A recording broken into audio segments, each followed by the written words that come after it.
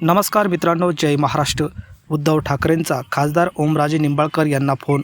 साहेब, मी तुमच्यामुळेच खासदार झालो। खासदारांची अखेर कबुली।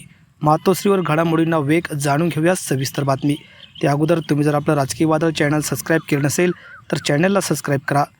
शनिवारी मध्यरात्री ठाकरे गटाचे खासदार आमदार कैलास पाटील आणि वरुण सरदेसाई यांनी ओमराजे यांच्या पुण्यातील घरी जाऊन त्यांची भेट घेतली। यावेळी या नेत्यांमध्ये तासभर चर्चा झाली होती। त्याचवेळी उद्धव ठाकरे आणि ओमराजे निंबाळकर यांच्यातही फोनवरून बोलणे झाल्याची माहिती आहे। उद्धव ठाकरे यांनी ओमराजे निंबाळकर यांची भूमिका जाणून घेतली।